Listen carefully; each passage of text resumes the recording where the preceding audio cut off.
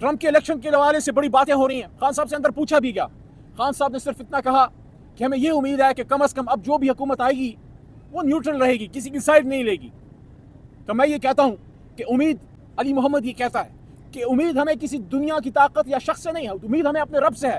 لیکن یہ امید ضرور ہے کہ یہ ایڈمنسٹریشن جو چینج ہوئی ہے, پچھلی ایڈمنسٹریشن جو بائیڈن صاحب کی تھی اس کے نیچے رجیم چینج ہوا تھا, ہمیں امید ہے کہ اس نئی ایڈمنسٹریشن کو اپنی غلطی کا احساس ہوگا کہ ایک نیوکلیر اسلامک اسٹیٹ جس میں 25 کروڑ کی عوام ہے, اس کے محبوب لیڈر کو کسی غیر آئینی غلط طریقے سے رجیم چینج کرنا یہ کسی بھی طرح سے نہ ان کے مفاد میں ہے نہ بامی تعلقات کے لیے بہتر ہے. بلکہ ہونا تو یہ چاہیے کہ پاکستان اس علاقے نہیں پورے دنیا میں ایک اہم ترین اسلامی ملک ہے, اس کو اس کی ڈیو عزت ملنی چاہیے. اور اس عزت کا تقاضا یہ ہے کہ یہ قوم جس لیڈر کو اپنا لیڈر مانے اس لیڈر کو لیڈر کا رول دیا جائے, اس لیڈر کو اس قوم کو لیڈ کرنے دیا جائے.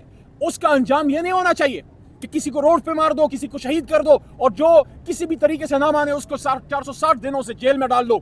تو یہ جس طریقے سے آئینی ترامیم کی گئی بالکل غلط تھا. اور اب آخری بات, یہ جو ابھی پرسوں کچھ قانون پاس کیے گئے ہیں جس میں آرمی ایکٹ بھی ہے اور جس میں سپریم کورٹ کے حوالے سے ججوں کی تعداد کا اضافہ بھی ہے. دیکھیں شخصیات آتی جاتی رہتی ہیں, آج عاصم منیر صاحب ہیں, کل کوئی اور ہوگا, ان سے پہلے کوئی اور تھا. عہدہ رہتا ہے, ادارہ رہتا ہے. ہماری کنسرن یہ ہے کہ آپ نے جو بھی قانون پاس کرنا تھا آپ نے اپوزیشن سے انگیج کیوں نہیں کیا, حکومت نے اپوزیشن سے رابطہ کیوں نہیں کیا, آپ نے اس پہ ڈیبیٹ کیوں نہیں کی. کیا یہ ہمارا ملک نہیں ہے؟ کیا یہ ہمارا ادارہ نہیں ہے؟ اگر کوئی بھی آپ قانون پاس کرنا چاہتے ہیں آپ ہم سے انگیج کیجئے, ہمیں کنونس کیجئے کہ یہ ملک کے لیے بہتر ہے, تو ہم ملک کے مفاد میں ہمیشہ تحریک انصاف نے سٹیپ لیا ہے. لیکن آپ نے ہم سے انگیج نہ کیا.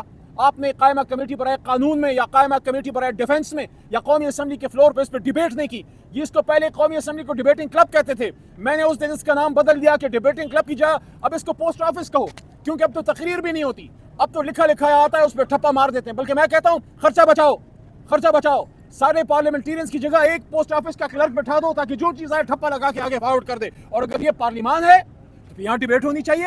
آپ نے اگر کسی ادارے کے سربراہ کی مدت میں توسیع کرنی ہے, ٹائم فریم میں, یا کچھ بھی کرنا ہے اس کو ڈیبیٹ کریں. اگر اچھا ہے تو پاکستان کے مفاد میں ہم آپ کے ساتھ ہیں, لیکن آپ نے تو ڈیبیٹ ہی نہیں کیا. ماضی میں ایکسٹینشنز بھی ملی ہیں لیکن اصولی طور پہ تحریک انصاف ایکسٹینشنز کے حق میں نہیں ہے.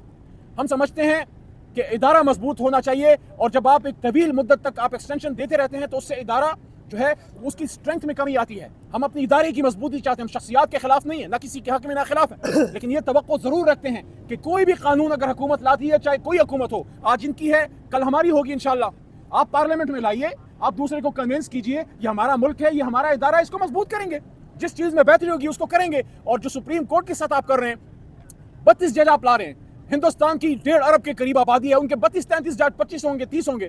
امریکہ جیسے ملک میں شاید 30 بھی نہیں ہوں گے, 30 کے قریب ہوں گے.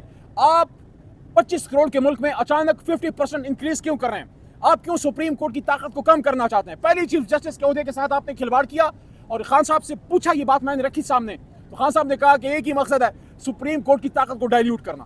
دیکھیں لیڈر کی ایک بات ہوتی ہے, انہوں نے بتا دیا مقصد یہ ہے کہ سپریم کورٹ کی طاقت کو کم کریں. آپ 32 جج لانا چاہتے ہیں, آپ نے ڈیبیٹ کیا, آپ نے قائمہ کمیٹی برائے قانون میں اس کو لائیں, وکلاء سے بار کاؤنسل سے آپ نے ڈسکشن کی ہے, آپ اچانک جو ہے ایک چیز لے کے آگے اس کو آپ نے پاس کیا اور فوری آپ نے اجلاس ختم کیا.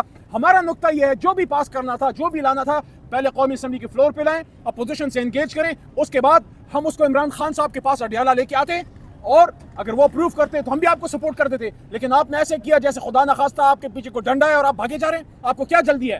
اور آخری بات, ایک بار پھر وہی بات جو سب باتوں کی ایک بات ہے, قوم کو لے کے آگے جانا ہے, پاکستان کو لے کے آگے جانا ہے, پاکستان کے مسائل کا حل چاہتے ہو تو جمہور کی سنو, زبان خلق کو نقار خدا سمجھو.